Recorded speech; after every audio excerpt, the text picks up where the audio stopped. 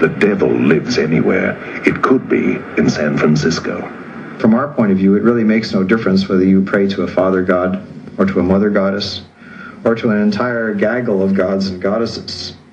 You're still wishing the same thing. You're still wishing to be included. You're still wishing for their acceptance.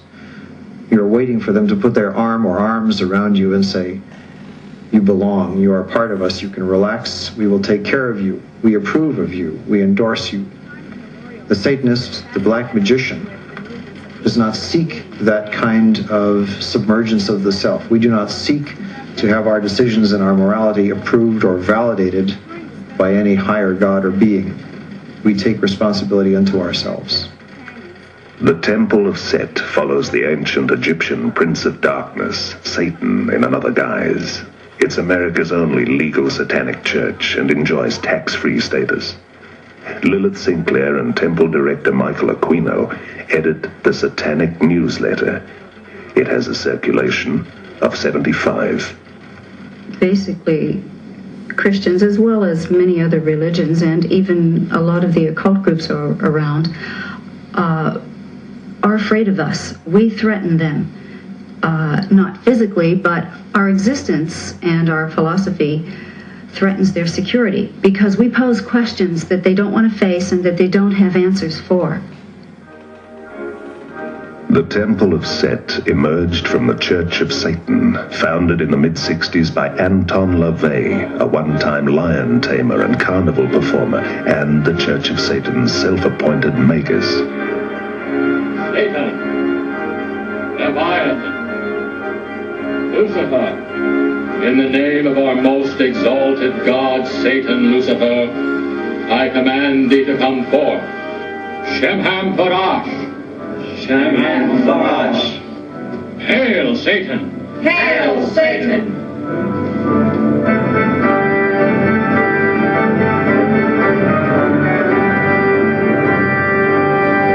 Friend and companion of the night, thou who rejoicest in the baying of dogs and spilt blood, look favorably on our sacrifices. Open wide the gates of hell, and come forth. Shemham Farash. Shemham Farash. Hail, Satan. Well, it occurred to me for many, many years that there was a large gray area between psychiatry and religion that was untapped, and no religion had ever been based on man's carnal needs or his fleshly pursuits. All religions are based on abstinence rather than indulgence, and all religions, therefore, have to be based on fear. Well, we don't feel that fear is necessary to base a religion on. The fact that religions for thousands of years have been telling people what they should do and what they shouldn't do according to the basic whims of a person who might be running the show is very understandable. We're realists, we Satanists, but we also feel that a person has to be good to themselves before they can be good to other people. This is a very selfish religion. We believe in greed, we believe in selfishness, we believe in all of the lustful thoughts that motivate man, because this is man's natural feeling.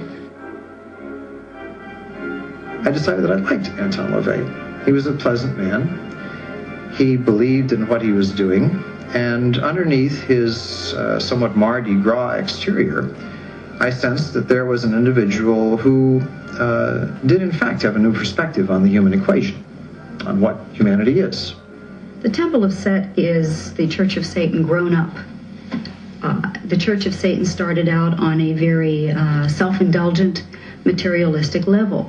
At the time, this was the way it was presented, that there was nothing more than that.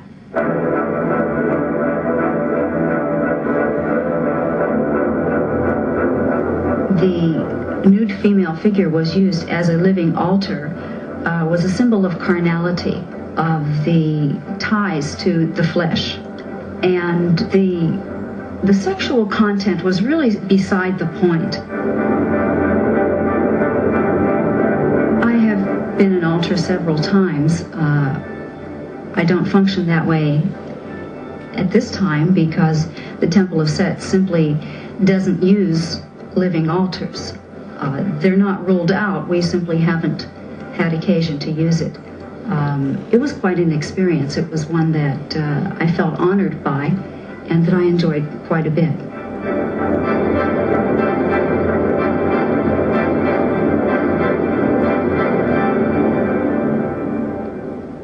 On this altar is one of a number of daggers which we may use in our rituals. This one happened to belong to the commanding general of the most elite unit of Germany's infamous SS, which was concerned with black magic and occultism research in general. Anything that it could find that had to do with the origins of the human race, destiny of humanity. The perverted view of the occult held by Heinrich Himmler was of an evil magic that could help create a new master race. Wewelsburg Castle is where he performed his ceremonies. I have been to the Wewelsburg, which still preserves Heinrich Himmler's ritual chambers to this day, and have conducted a black magical ritual in the so-called Hall of the Dead beneath the Wewelsburg. This particular dagger is inscribed to our comrade in the Leibstandarte Theodor Wisch, Brigadeführer, a major general in the Waffen-SS. And on its blade, it bears the inscription, Mein Ehre heißt Treu, or my honor shall be known by my faithfulness. Now, if a Christian said to you, you were just really worshipping yourself, what would you say? In a sense, they would be right. It is a form of self-worship. The only thing that keeps it from being totally that is that there is this sentient being, which is the Prince of Darkness, or Set, or Satan on a more primitive level. But it is a relationship of mutual respect rather than worship in the popular sense of the word. Yes, we regard ourselves very highly because we feel we are superior beings in a sense that we're not just little robots going around punching our time clocks, getting up, going to sleep, and that's our existence. There's much more to it than that, and we feel that we are gaining the knowledge of that deeper universe.